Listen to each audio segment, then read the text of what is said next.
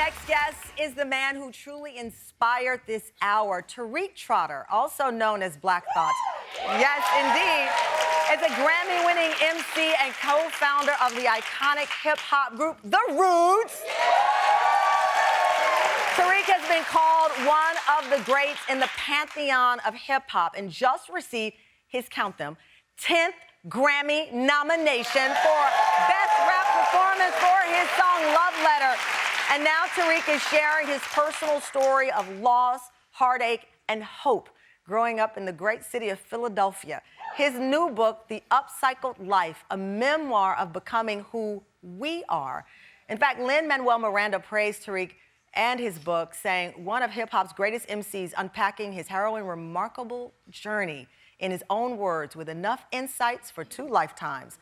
Joining us to share his incredible insights, someone I deeply adore, a daytime exclusive. Please welcome Tariq Trotter to the Champ!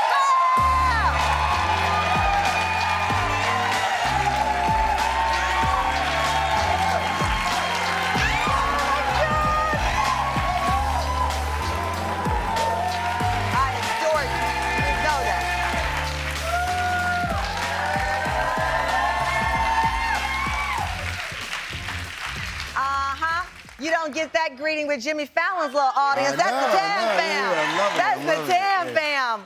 Welcome to the show. Thank you. Thank you. I love you, Tariq. Look, see? I got to tell you, we go back.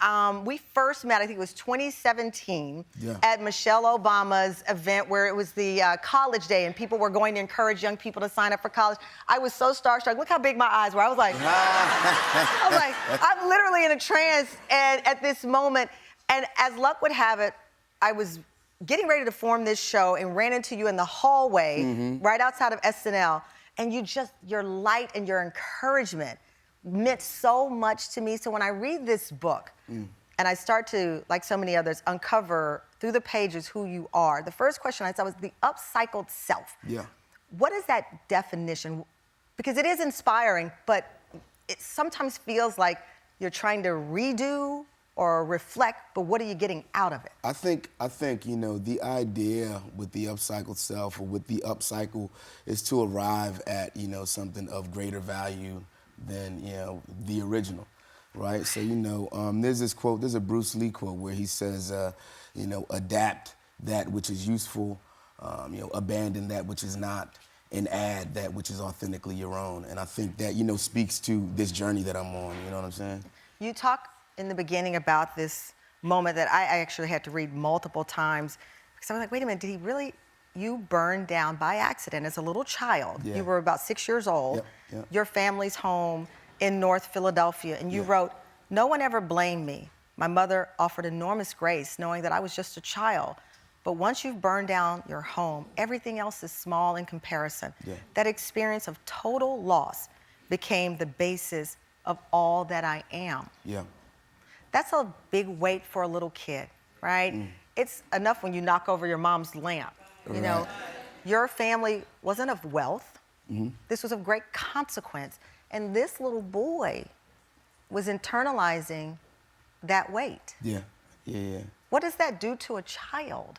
You know, you know, there's a whole, I think I had to grow up fast. So, you know, there's a level of, you know, almost, you know, a rush to maturity, you know what I'm saying? Were you trying to make up for it? I think, yeah, you know, I felt just a tremendous amount of guilt. Even though, you know, I wasn't reprimanded, I didn't get in trouble, I still felt that it was my responsibility, right? This thing that I had done, even if by accident, you know, had caused this seismic shift. And there was a change that, you know, it was something that I could never undo.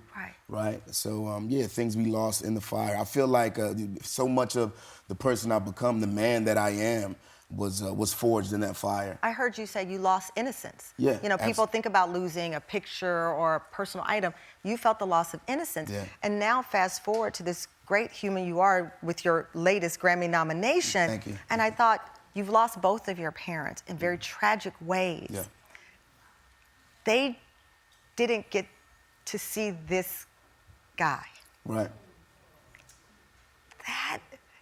knowing you and how sensitive you are as a father, as a husband, how do you reconcile? They don't get to see how you upcycled, right? Right. This kid who was there upcycled to this. I mean, you know, I mean, they're no longer with us, but they're still with us. Yeah. You know? And you lost your mom after her addiction battle. I did, Your father was murdered. Yeah, both of my parents were murdered. You know, my father, when I was young, before I turned 2, so I was about, you know, like 1.5, like 1 and some change when my father was murdered. And he was only 26 years old at the time. And then my mother, you know, she was also murdered when I was in 11th grade. So I think I was about 15 or maybe about to turn 16. And she was, you know, you know, she was 30, 36, 37. Yeah. Both of them babies. Yeah. Both of them babies, and your grandma became your soul. Absolutely. Absolutely, yeah. You know, for me, you know, just leaning into the rest of my family and leaning into the guidance and support of my grandmother and, you know, other people from that extended sort of village that I had. Because that's the part of the upcycle, right? Because people think you can do it by yourself. You think, I can go in the room and I can magically do this. It takes people helping to piece you together to have you upcycle. Absolutely, absolutely. It takes a village. And yeah, you know, that's you know, a testament to why I'm here. You know, there's that village, there's my grandmother, there's the other, you know, mentors that I had in my life. There's art. You became a graffiti artist. Illegal, but very good at it. Illegal, but he turned his graffiti art life of crime into beautiful art. And for people who don't know, I always say, if you want to see some of the most beautiful art, go to Philadelphia and look at the murals there. No offense to the Louvre in France. Right. But there are Michelangelos in the streets of North Philadelphia that do beautiful work, beautiful work. Yeah, there are, Philly is a living, breathing, you know, city of the arts in that, right? There's close to 5,000, you know, murals just out in public spaces all over the city. And, you know, a funny full circle story about, you know, the mural arts program where I sit on the board now is it started as something called the Philadelphia Anti-Graffiti Network. And my introduction to that program was I had been sentenced to, you know, by a judge to go and, you know, and do what was called scrub time. So I had to clean graffiti off the walls at I think I was 12 years old. And look at you now. See, take that. We'll be right back. More with Tariq Trotter about his beautiful memoir. We'll be right back. Here's how you accept and integrate all of the broken pieces of you, jagged from change and consequence. Take them up and dust them off. Consider them one by one. Be brave enough to love and let go what is no longer needed for this phase of your life.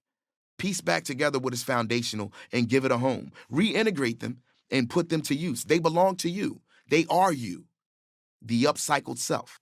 I love it. We are back with the Grammy Award-winning MC of the Roots, Tariq Trotter. That was a clip from his new audiobook, The Upcycled Self, a memoir on the art of becoming who we are.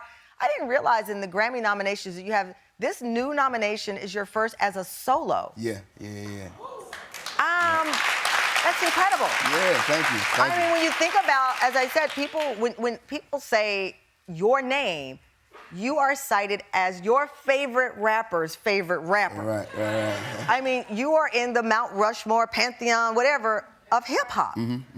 You're a poet. Yep. You're also an introvert. Yeah. Reconcile that for us, because people see you out there. This doesn't scream introvert, this whole ensemble. Yeah, you know, folks are often surprised, but yeah, that's the thing. It so much that I do, of what I do, you know, in a roots capacity, you know, as a soloist, as a person in the world, is an exercise in overcoming that introversion. What was your advice? What's your advice? Because I mean, my son, I told you, is very shy, very shy. What's the advice to those who feel like they can't show up because they are shy or they don't feel ready to step out there? Baby steps, but you know, to face it head on. Yeah. You know, face it head on, and yeah, it gets easier, a little easier every time. A little easier every time. Well, I know I mentioned your children. You have Amir, Benjamin, Salia, Trevor, Jordan, Tariq. Yeah. What kind of dad are you? Are you the fun dad? Oh yeah, I'm the fun dad. I'm the cool dad. Well, obviously you're the cool dad. I'm the fun dad, cool dad. But yeah, I'm also I'm strict. Do you tell dad jokes? I do tell dad jokes. Yeah. Really bad ones? You got quick? Give me a quick one. I don't know. I can't think of one off top, you know. But You can do a whole album from memory, but you can't think of one thing here? Yeah. But my dad jokes, they're pretty bad. Well, you'll have to come back, because I don't believe you. We had said the entertainer and Roy would have a dad joke off. Right. Next time around, we'll get you in here. Okay. All right. Okay. Before you go, I do want to bring up something you did say before. One more minute. You said, my children haven't faced the same trials that I have, which has helped me appreciate the roughness of my life. Yeah. But you said on the flip side, I wish I had the confidence and social skills they've gotten from two parents, both on call, living at the home, that they can count on. Yeah, absolutely. That's the upcycle journey, right? Yeah. Right. I love that. Thank you. Look at you blushing. I don't think I've ever seen you blush before, but I like that. If talking about your kids make you blush, you're okay with everybody in my family. Let me tell you, thank you so much for joining the Tam fam. Tariq's new book, The Upcycled Self, is out now, and guess what?